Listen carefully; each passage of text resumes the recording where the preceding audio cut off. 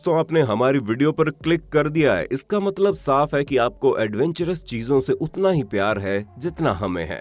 और जब बात एडवेंचर की आती है तो भाई साहब प्रकृति से ज्यादा एडवेंचरस चीज कुछ हो ही नहीं सकती।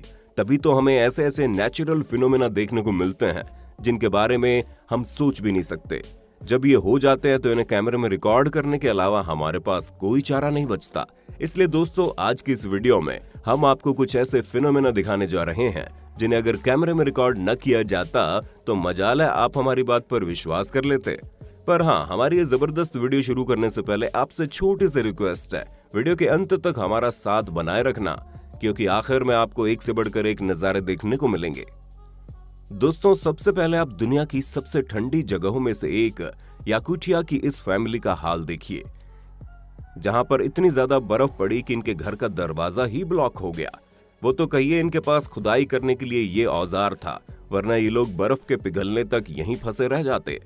वैसे दोस्तों अगर आप इतनी मेहनत करने के बाद अपने घर से निकल भी जाते हैं तो भी इस बात का कोई भरोसा नहीं है कि आपका घर सुरक्षित रहेगा, क्योंकि जब पानी की तेज लहरें बर्फ को बाहर धकेल देती हैं तो बर्फ सुनामी का रूप ले लेती हैं और इस तरह के नजारे देखने को मिलते हैं। कई बार तो ये बर्फ इतना ज्यादा आगे बढ़ जाती है कि अपने रास्ते में आने वाले पेड़ पौधों से लेकर घरों तक को तबाह कर देती है। दोस्तों जब हमारी कार का दरवाजा बर्फ की वजह से जम जाता है तो गुस्से से हमारा चेहरा लाल पीला हो जाता है। ऐसे में आप खुद ही सोचिए कि एक ही रात में लाइन से खड़ी हुई जिस किसी की भी ये गाड़ियां जमी है उसका तो ब्लड प्रेशर हाई हो गया होगा। जैसा कि आप खुद देख सकते हैं कि कार ऑनर ने खिड़की नीचे कर दी, फिर भी यहाँ पर 12 मिलीमीटर मोटी बर्फ जमी हुई थी और अगर ये खिड़की तोड़कर अंदर भी चले जाते हैं तो भी कार चलेगी नहीं, क्योंकि कार के पहिए पूरी तरह से जम चुके हैं। और जब गाड़ियों के पहिए जम जाते हैं तो उनका क्या हाल होता है वो आप कजाकिस्तान के इस वीडियो में देख लीजिए, क्योंकि रबड़ से बना पहिया जमकर बिल्कुल ठोस हो गया है, तभी तो कांच की तरह टूटकर बिखर जा रहा है।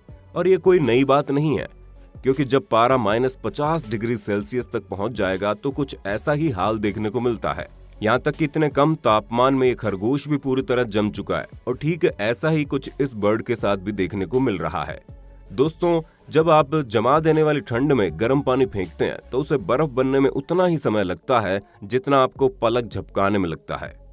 दोस्तों होम अलोन फिल्म में केविन मैकअलिस्टर द्वारा बनाए गए आइस ट्रैप तो आपको याद ही होंगे और एग्जैक्टली वैसा ही नजारा आपको यहाँ देखने को मिलेगा, क्योंकि बर्फ से कवर हुए ये घर जो आप देख रहे हैं ये केवल एक रात में इस तरह हुए हैं, क्योंकि जब टेम्परेचर अचानक से ही फ्रीजिंग पॉइंट से कम हो गया और तेज हवाएं चलने लगी तो हवा के बहाव की वजह से बर्फ घरों के ऊपर इस तरह से जम गई।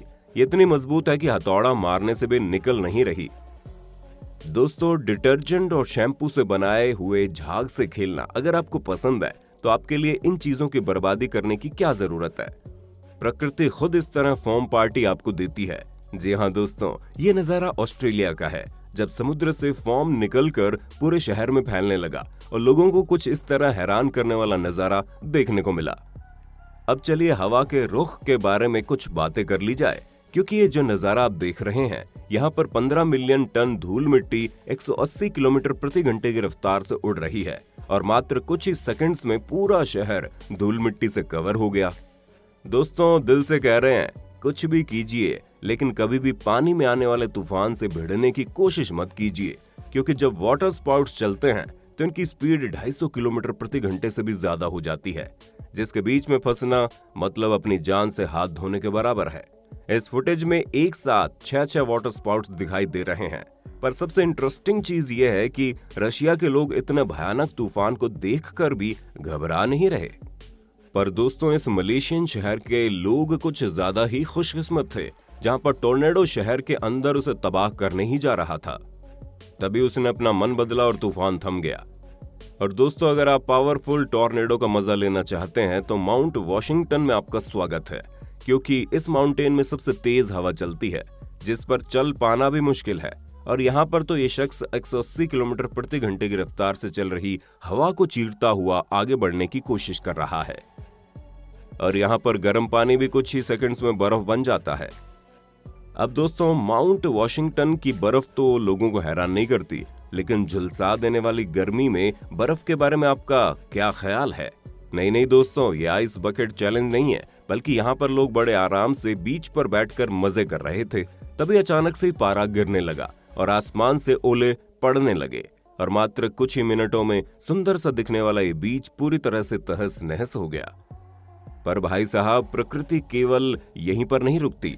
तभी तो 1980 में हमें कुछ ये नजारा देखने को मिला, जहां पर ज्वालामुखी अचानक से फट गया, जिसके बाद आप खुद देख सकते हैं कि कैसे इतना बड़ा पहाड़ किसी एवालांचे की तरह जमीन पर गिरने लगा।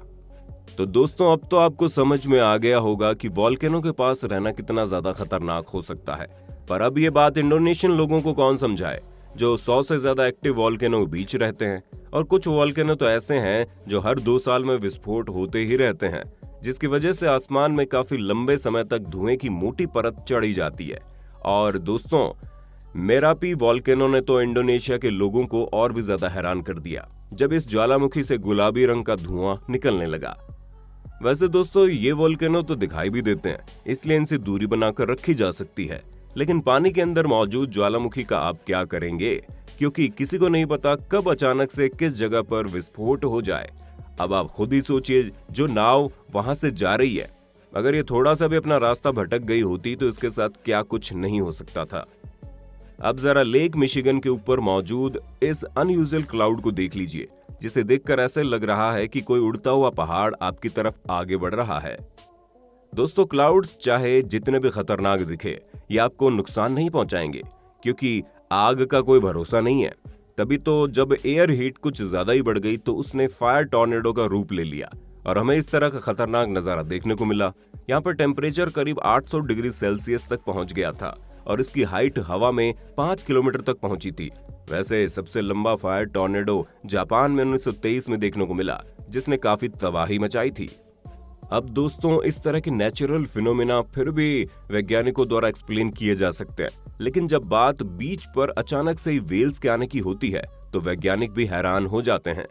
जैसे कि आप इस फुटेज में देख सकते हैं कि न्यूजीलैंड के इस बीच पर 400 से ज्यादा वेल्स मौजूद है और यहाँ के लोगों ने इन्हें बचाने की बहुत कोशिशें की, लेकिन वो केवल 100 वेल्स को ही वापस पानी में भेज पाए। और दोस्तों, स्ट्रेंज एनिमल बिहेवियर का एक और एग्जाम्पल आप देख लीजिए, जहां हजारों की संख्या में बर्ड्स ऐसे उड़ रही हैं मानो कोई एक बड़ा सा जीव आसमान में बैले डांस कर रहा है। हालांकि बर्ड्स के इस तरह उड़ने की वजह से इन्हें अर्थक्वेक का खतरा तो नहीं है, नहीं, क्योंकि भाई साहब, जब इस तरह के भयानक अर्थक्वेक देखने को मिलते हैं तो लोगों की सांसें ऊपर नीचे होने लगती है और इन ऊंची ऊंची इमारतों के हिलने का ये नजारा भी कुछ कम हैरान करने वाला नहीं है, जिसे देखकर लग रहा है कि बिल्डिंग अभी गिर जाएगी। पर दोस्तों, चिंता मत कीजिए, इन्हें बनाया इतनी मजबूती से गया है कि ये भूकंप के झटकों को झेल सके। पर दोस्तों, हर चीज भूकंप के झटकों को झेल पाने में सक्षम नहीं होती, तभी तो इस तरह के खतरनाक क्रैक देखने को मिलते हैं। लेकिन अगर आपको इससे भी ज्यादा बड़े क्रैक देखने हैं तो आपको अफ्रीका जाना पड़ेगा, क्योंकि ये क्रैक 56 किलोमीटर लंबा है और इसकी गहराई भी आप साफ देख सकते हैं, जिसमें अगर कोई फंस गया तो भाई साहब उसका तो कल्याण ही हो जाएगा। हालांकि इस बारे में वैज्ञानिकों से पूछा जाता है तो वो ये कहते हैं कि यही क्रैक आज से लाखों साल बाद अफ्रीका को 2 अलग अलग कॉन्टिनेंट में डिवाइड कर देंगे। तो दोस्तों, आज के लिए बस इतना ही। उम्मीद है इन खतरनाक नजारों को देखकर आपके रोंगटे जरूर खड़े हो गए होंगे। बाकी आपका वीडियो के बारे में क्या कहना है, कमेंट में जरूर बताना और इसी तरह के इंटरेस्टिंग वीडियोस को लगातार देखते रहने के लिए अपने होस्ट और दोस्त सैम के इस चैनल को लाइक, शेयर और सब्सक्राइब करना बिल्कुल ना भूलें।